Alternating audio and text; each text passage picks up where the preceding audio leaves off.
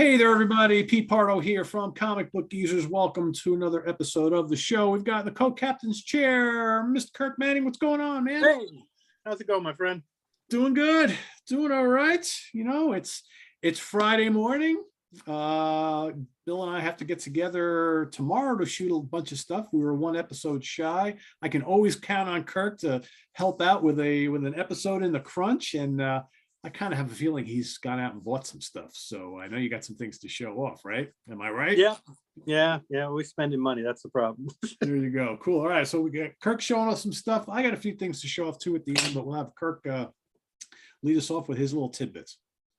All right. Yeah, I haven't been buying too much, I hate, we were talking before, just busy, running around like a maniac.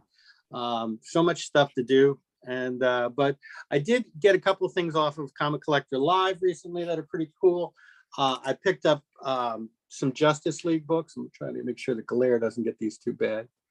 Let me try to make sure. Hold on, I'm going to click a light behind me. So picture. Yeah, that might work.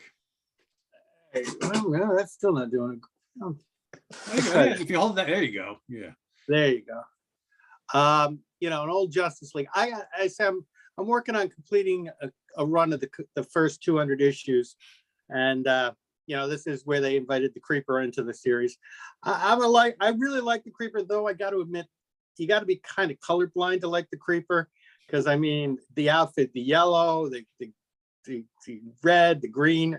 It is pretty painful costume, but still great stuff. These are lower grade books. I got them for just a couple of bucks a piece. So it was like, I was gonna say, what issue number is that? 'Cause that's 12 center. That's what, like 66?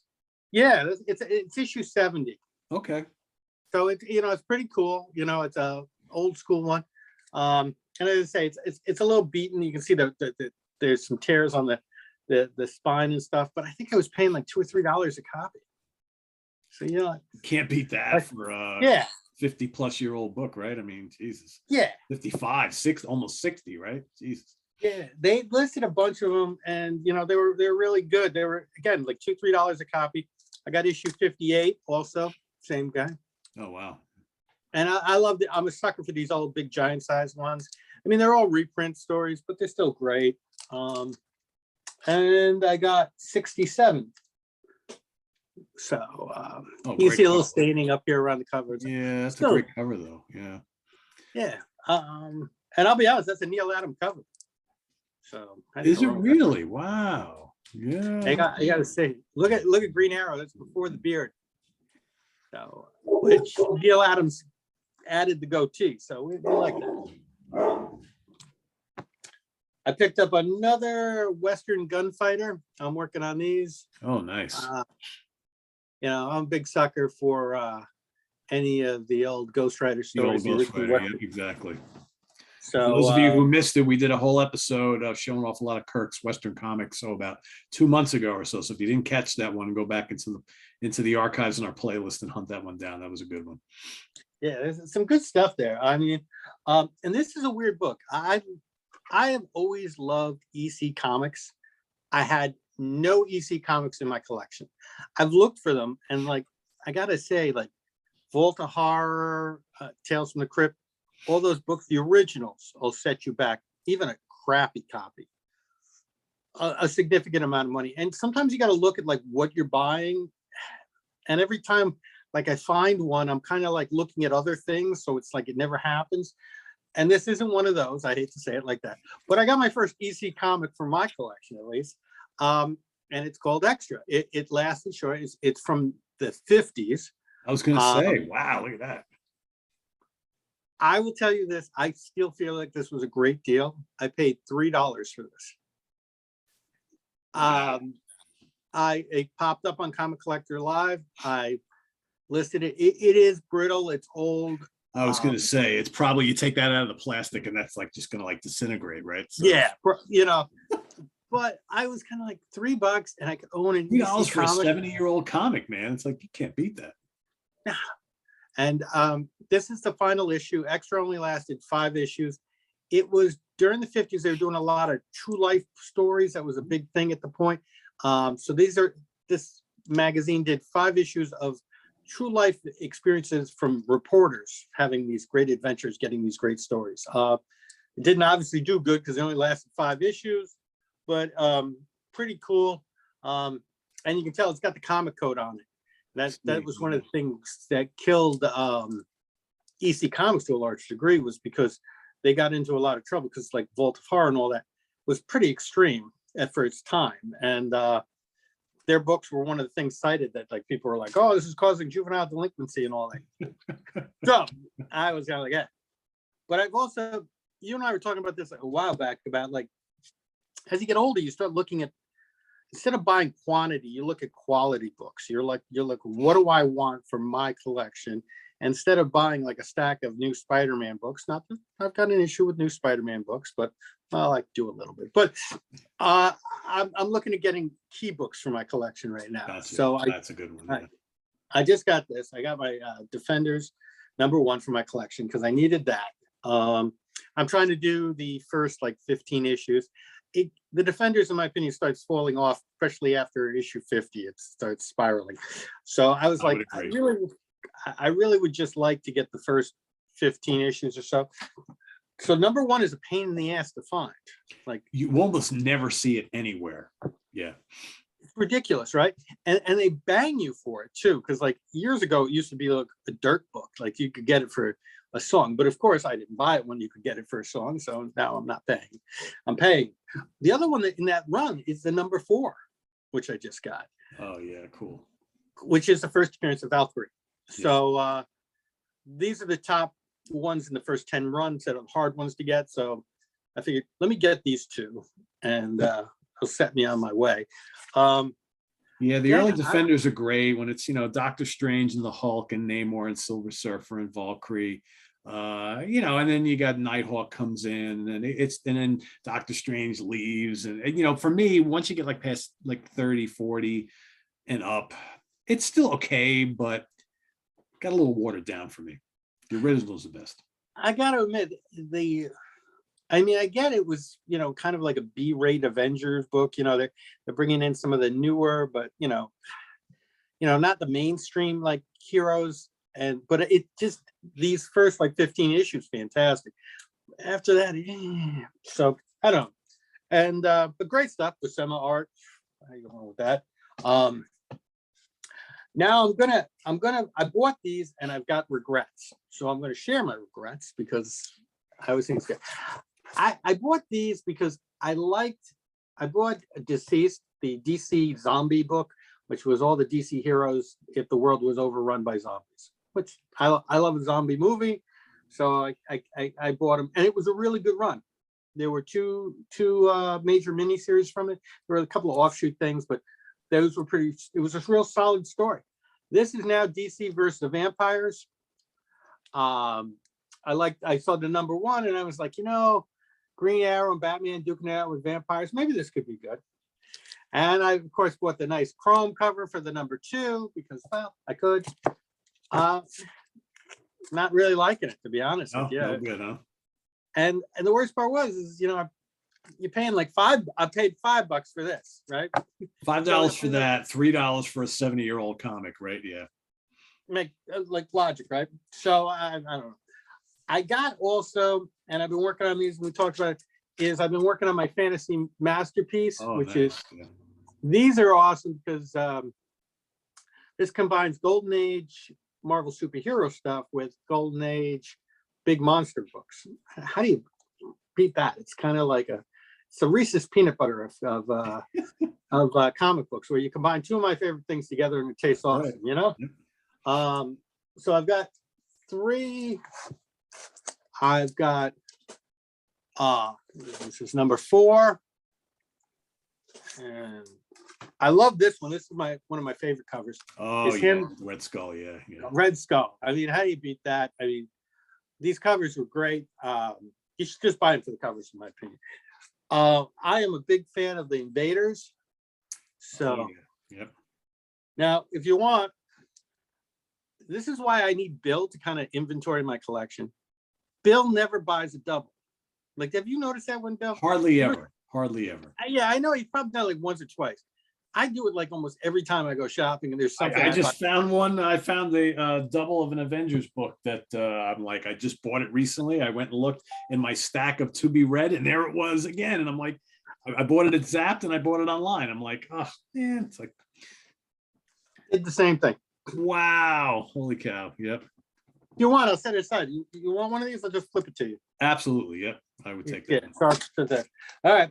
And then 8, which is reprinting some of the Human Torch Submariner fights from the Golden Age, which that stuff's awesome. Yeah. And Captain America again. And Big Mom. Bill Everett art on those old. Yeah. Yeah. Oh, that's you can tell that's Bill. Gotta love Bill Everett, man. I'm a big Namor fan anyway, so yeah, I'm kind of yeah, absolutely. So and then this is the first reprint of the Human Torch first appearance. So that was pretty cool. Those are sweet. Yeah. Yeah, I tell you, this is a good run. And it only goes up to 11. So, and then the All Winter Squad, which is kind of like the original version of the Invaders. I like the name Invaders better than the All Winter Squad, but yeah, still pretty cool. And the final one, which is a Human Torch Toro, his sidekick. And this is the origin of Toro. How do you beat that? And again, these are reasonably priced, and the origin of the original Black Knight, if you're into that. And I would think this might actually climb in value because, you know, every time there's a first appearance of somebody with the Marvel Universe stuff, and he just appeared in the Eternal film, so yep, it's going to be somebody looking out for that because all the Black Knight stuff's going to go up. Yep. Yeah. So no, that is what I'm currently reading. Just trying to stay out of trouble. What are you up to, my friend? So I've been reading I've over the last like 8 months, I've been buying lots of old Avengers stuff. And you know, I got to a point where I amassed like, I don't know, 100, 150 new, you know, comics that I had bought. And then the holidays came around. I just never got to read any of them. So they've been sitting in my closet for a while. So lately I've been breaking them out and trying to catch up on my reading. So like right now I'm in like the 50s. And so these are some of the ones that I have on tap to read like over the weekend or whatever. So issue number 50, pretty notable because this is this is where Hercules shaved his beard. I don't know if you remember this, but he decided to go. He just joined the Avengers, and they decided to take a little bit of a break. He goes out on the town, he puts on a suit, and he shaves off the beard, and then he goes to Olympus, and Olympus is a ghost town, right? So he spends a couple issues fighting this dude, but yeah, it's just kind of weird to see Herc with clean shaven, right? It's just like, what the hell's going on there? So that's coming up for me to read. I got issue number 52. Oh, nice. Yeah. So there, of course, Black Panther, right? This is right around the time where he joins up with the Avengers. This is a good one. The Masters of Evil, right? So you got the Claw and Whirlwind. And speaking of the Black Knight, there he is. Yeah. Sweet. Here's another one. This is a continuation of that, issue number 55. These old Avengers covers with the big battles on the front, you can't beat them. Can't beat him. You got to be getting close to filling that in, right? You're not too far. Yeah, my goal is kind of like you. With some of these classic series, I'm trying to do like 1 to 200, like Spider-Man, Fantastic Four, Avengers. Well, Thor's a little bit differently because it starts at issue, Journey into Mystery 80, whatever. But I've got every issue of Thor. Journey into Mystery / Thor from issue like 106 to 300. So, which is pretty serious, right? So, and I've got a few in the 90s, like 1 or 2 in the 80s. And so, I'm really getting pretty close on Thor. But like with Avengers, I have, out of the first 200 issues, I probably easily have 100 and maybe 50 of them. So that's pretty good. Yeah, I'm doing pretty good. Yeah. So we're getting there. Issue number 56. I'm very close to pulling the trigger on the first appearance of Vision, even though it's going to set me back a couple bills. But I really want to get it. Really want to get it. I'm kind of waiting. That's a solid book too. Like, it's a great cover. It's a great read. It's a great origin story. Yeah, right? it's got everything to it. I mean, yeah, And I Just think right it's a now, good, I'm not good ready to investment. spend $300, right? So it's, Yeah, I know that's the problem with some of this stuff. yeah, Is because you're kind of like, that and Iron Man #1 are the two like expensive ones I've been looking at. They're both like you can get both of them for like a lower grade for around $300, maybe three and change, less than 400, but I'm not quite there right now. So, but issue number 56. So Cap took a few issues off. He comes back here, and there's Bucky, and then here's another kind of cool cover. And of course, this is right after the first appearance of the Vision. So as you can see, he's in the back. oh yeah, Yeah, yeah. It's the second, yeah. pretty neat. Ooh, And then issue number 59, and this is so for the last from the mid late 40s into the 50s, there's with Hank Pym, he's going back and forth between Giant Man, Goliath, and Ant-Man, and then all that kind of stuff. Well, here is where he finally gets introduced as Yellow Jacket. So this is a pretty notable issue right here. Yeah, issue number 59. So, and this is all really good stuff. I mean, this is classic Avengers.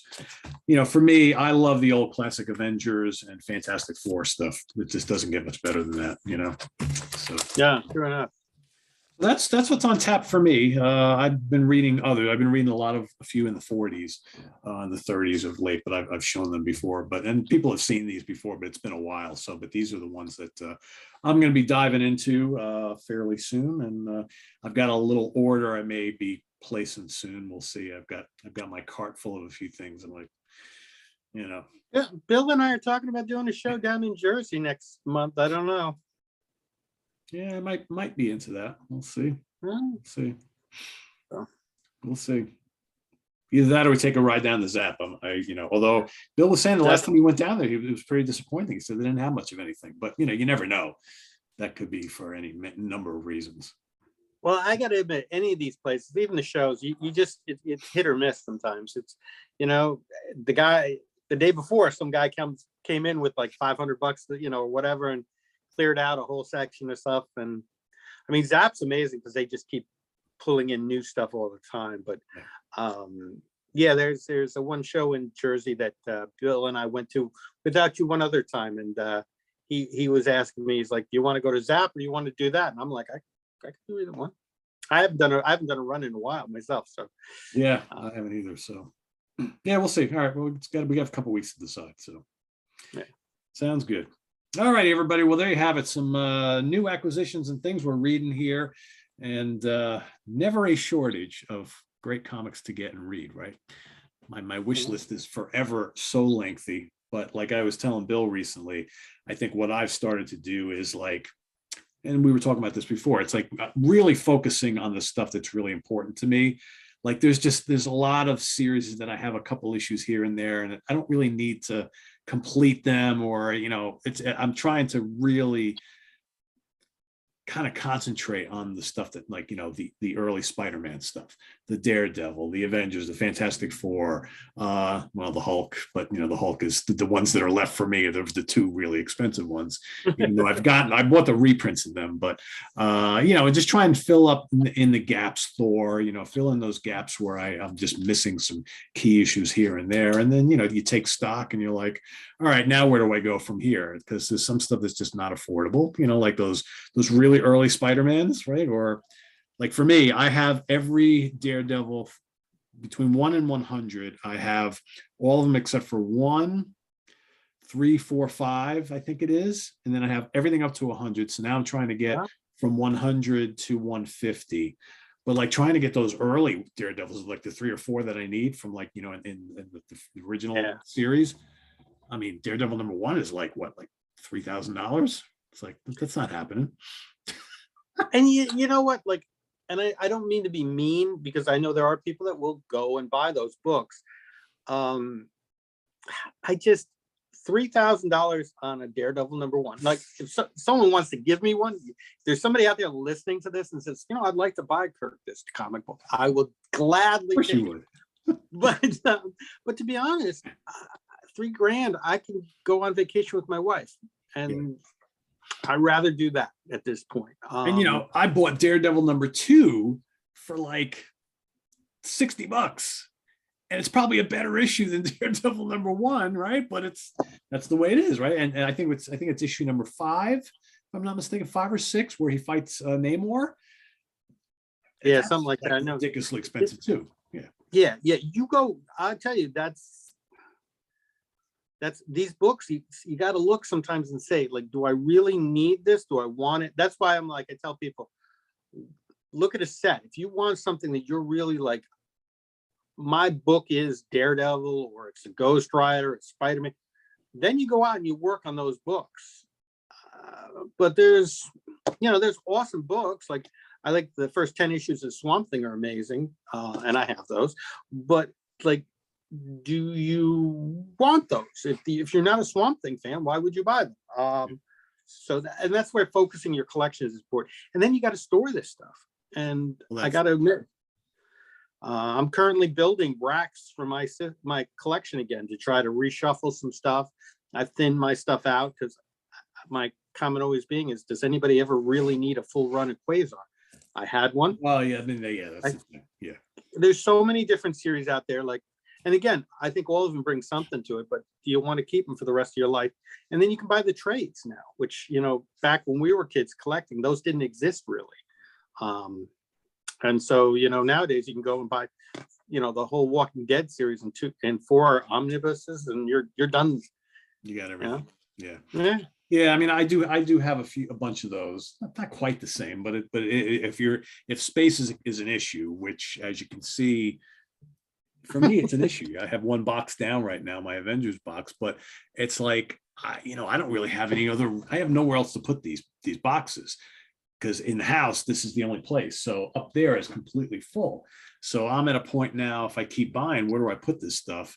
And one of the things I may have to do is go through the collection and say, okay, well, which series do I have that I don't really give a shit about, and I don't have a lot of? And I may have a lot of those, and say, all right, maybe I don't need to have Skull, the Slayer. Maybe I don't need to have, like, I got rid of my recently my what's the name of the? I'm drawing a complete blank. The guy who was a stunt guy. He the Human Fly. I had like 15 issues of that. I got rid of them. I'm like, I never liked it. I was like, I don't know why I kept these, right? Plus Frank Robinson half the series. I'm like, screw this. I have no reason. Right. So stuff like that, that it's like, it's okay, but do I need it? Not really, not really. Because I'd rather use the room for stuff like this that I really do want. Right. And that's what I look at.